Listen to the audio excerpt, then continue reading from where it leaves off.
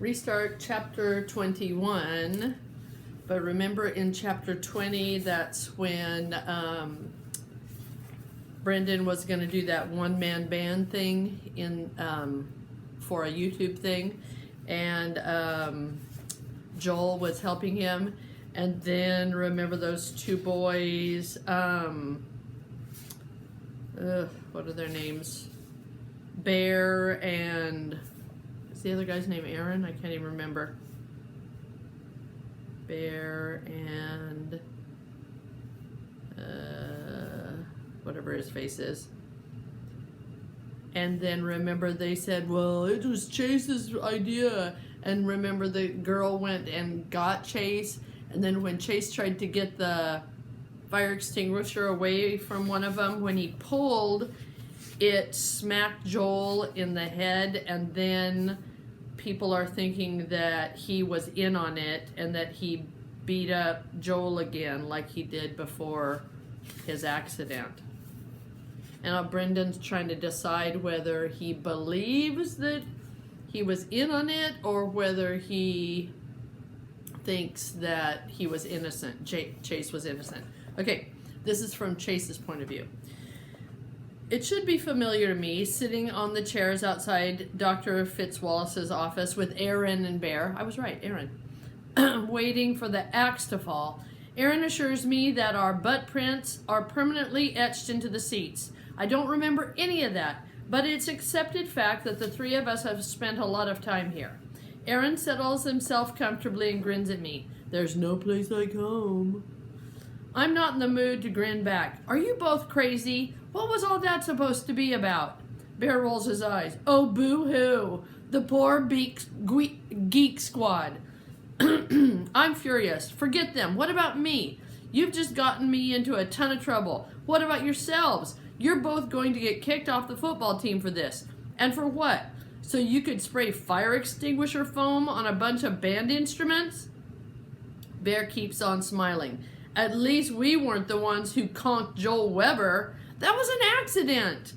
You think Fitzwallace is going to believe that? Bear retorts. Who's going to back you up? Your video dweebs? I kind of doubt you're their favorite person right now.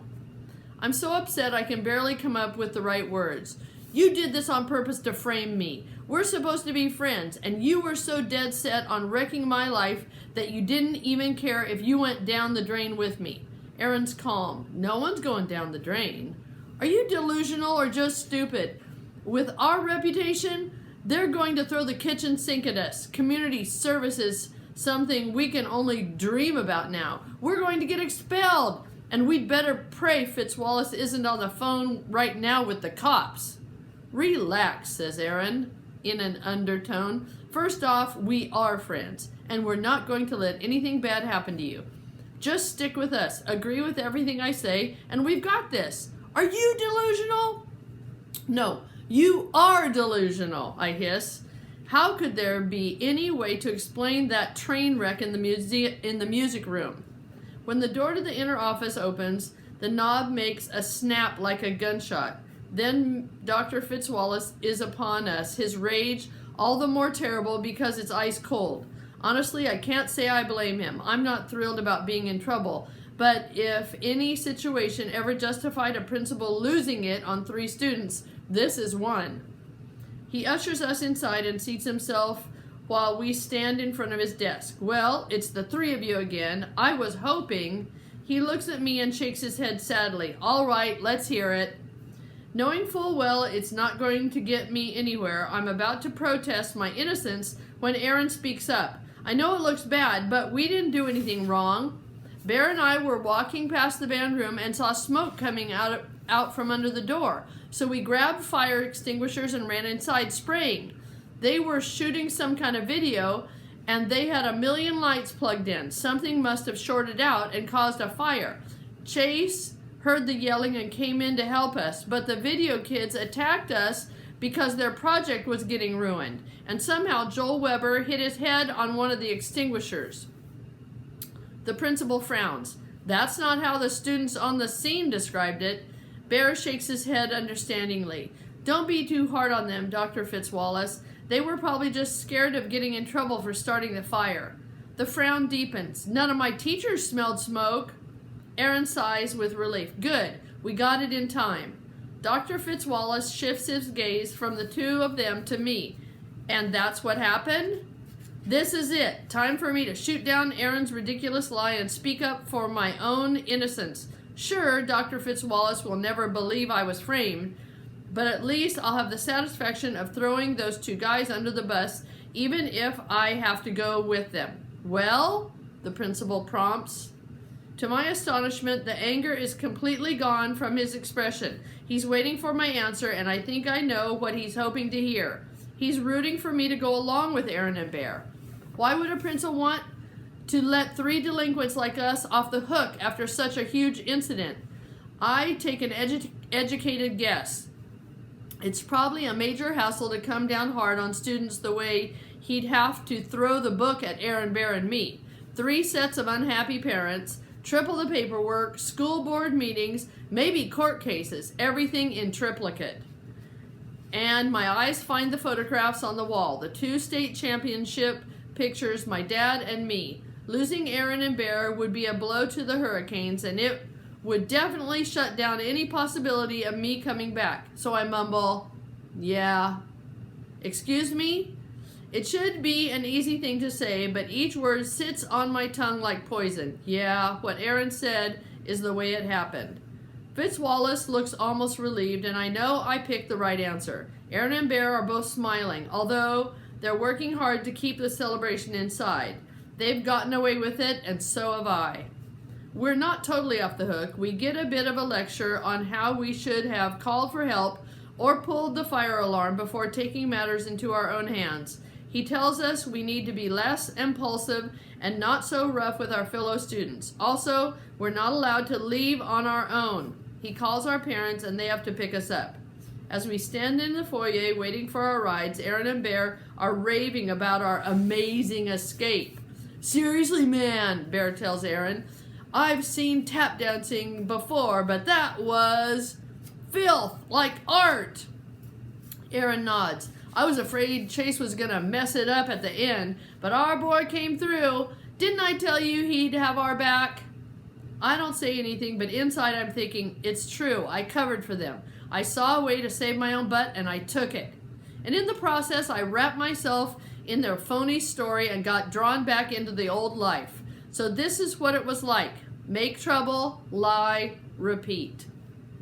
Luckily, those guys are so busy congratulating themselves they don't notice I'm not adding much to the conversation. Bear gets picked up first, then Aaron. I'm just reflecting that Mom's not going to be thrilled about having to leave work early and come get me over this when the Ambrose electric truck rattles along the drive. Not Mom, Dad. He's beaming at me like I'm here to present him with a big check for the state lottery. I climb into the passenger seat. What? He reaches over and playfully punches my shoulder. Fitzwallace told me everything, and I read between the lines. Way to go, champ. It wasn't great, Dad. He laughs. You think that's the first time I've ever gotten a call like that about you, Aaron and Bear? It's never great, but you got away with it. That's pretty great. I almost say not really, but that wouldn't be true. I could easily be buried under a mudslide of pain right now, and I'm not. I can't regret that. What I regret is the way I got so free and clear. The way his dad responded was not very good, huh? When I arrive at school the next morning, Ms. DeLeo is waiting for me at my locker. You found out what happened? I conclude. I'll apologize to Brendan, Joel, and Kimmy when I see them at video club. She shakes her head sadly. I'm sorry, Chase. You're not part of the club anymore. Maybe I'm stupid, but that really catches me by surprise. Nobody told you I didn't do anything wrong? Suddenly there's a bowling ball in my throat and I can't seem to clear it away. I spoke to the Webbers on the phone last night. She tells me Joel's okay, but the family is pretty rattled considering the injury came from you. What about Brendan? I press. He knows I'm innocent. I had a talk with him too. He's not sure about your role, but the word innocent never came up. She shoots me a penetrating gaze. And it doesn't help that you backed up the story that your two friends spun about an electrical fire. My heart sinks. She's right about that. I signed on to the lie to save my own skin, but I never thought about how it would look to the video club kids. They know there was no fire. They've all been waiting for the old me to show up, and I delivered. So they kicked me out, I say. She shakes her head. That decision was mine. I'm really sorry, Chase. You were doing so well. Warrior is the best middle school project I've ever seen. I think of Shoshona. I can only imagine how mad she must be. Don't worry, Miss DeLeo, I say, surprised at how hard it is to keep my voice steady. I'll stay away. It bugs me, but what really bugs me is how much it bugs me. What do I care that a bunch of video dweebs don't want me in their club? I bring myself up short. Video dweebs, that's what Aaron and Bear call them. As upset as I am, I'm not going to stoop low enough to use their words. I blame myself for the mess I'm in, but mostly I blame those two. Speaking of Aaron and Bear, they're acting like everything is beyond awesome between us. Funny, I found a way to give them a pass for a lot of rotten stuff, including maybe even stealing a War Heroes medal. But what I can't forgive them for turns out to be something I did by myself. I protected them because it was a way to protect myself. The cost turned out to be one video club, plus the way I feel every time Aaron or Bear refers to me as our boy. I start taking weird detours through the halls just to avoid running into them. My one consolation is this is a short day for me. Dad's picking me up at 11 and taking me to my appointment with Dr. Nguyen, the sports medicine specialist. At least that spares me lunch at the football table. I won't be eating with the video crowd anytime soon. Is it possible to lose your appetite for an entire school year?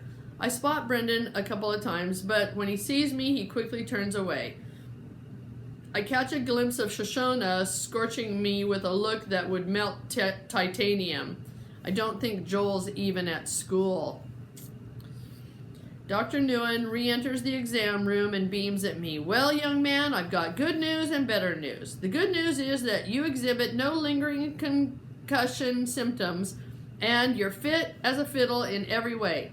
The better news is that I'm signing the medical form authorizing you to return to the football team with no restrictions. Congratulations! Gee, what a surprise. Dad searched and found a doctor who would clear a dead man to go out there and get tackled, and only 60 miles away. As we drive home in the Stang, Dad rails against brain-dead Cooperman, who kept me off the gridiron for no real reason. Dr. Cooperman has a diploma from Harvard Medical School in his office, I tell him. I didn't see a diploma on Dr. Nguyen's wall. Dad snorts into the wheel. Just because he isn't one of those Ivy League snobs doesn't mean he isn't as legit as they come. This is great news, champ. You're back on the team. His brow darkens, and maybe those stumble bums will start winning again once you're out there. In 3 weeks, I remind him school rules. 1 week of non-contact practice, then 2 weeks in full pads before I can play in a real game.